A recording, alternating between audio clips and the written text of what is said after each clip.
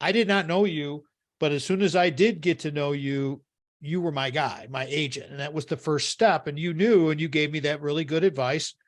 And I mean, it's the truth, everybody.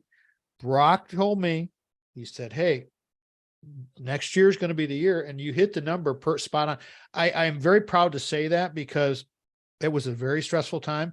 And then that thing called COVID came along, and that really put some little bit of pressure on everybody, Brock. So, that's good. I like the pre-approval. What does preferred lender mean? So every real estate agent has a preferred lender. It's the preferred lender or two that they're most comfortable with that provide great service to their clients, right? So it's really a personal relationship between the real estate agent and the lender. They've, like I've got, I use, and I won't say their names because they're not sponsors and I don't want to, do anything I shouldn't on the radio program, but like the two people that I refer to, I've been doing business with them for more than a decade, right? And they provide a 5-star experience to my clients, just like I do. And the client experience is close to their heart. I don't want to work with anybody who's not trying to provide a 5-star experience.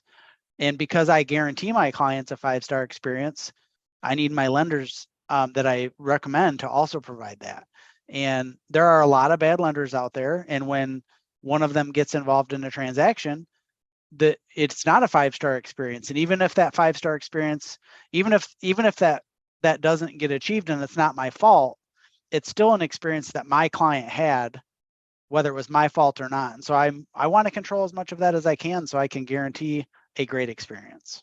Well, basically what you're saying is you want to have alignment in the whole process. That's right. You're the coach. When I came to you, Sandy and I came to you to help us with our real estate decisions, we hired you as our coach. It's basically we're the owner of the team let's use the sports stuff. You and I are both sports fans.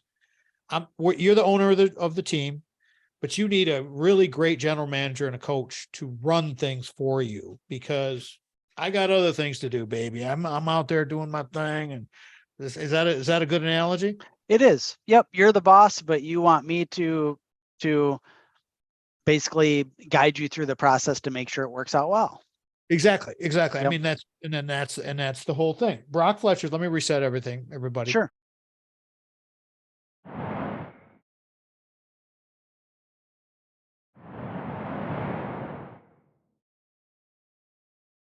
One o'clock on the dot. Awesome. You're the man. Didn't do too much 2023, but I think that leading into the young people thing is more important. And so that is what you're going to do in 2023 anyway. So yeah. And we'll have time when we catch up in the next one. We can dive into more of a tech 2023 projection. You'll know more. When things start shaking out, and you guys had a great year. I mean, it's been very, very crazy for sure, but you're weathering the storm as all solid businesses do. So congratulations on your success, my friend. Well, you're a big part of it, Tom. We appreciate you guys. Thank you very much for saying that. I appreciate that. Hey, go to your meeting and I'll be in touch. Thank you. And have a great New Year's. Okay, bud. Sounds good. Thanks. All right. Thank you so much.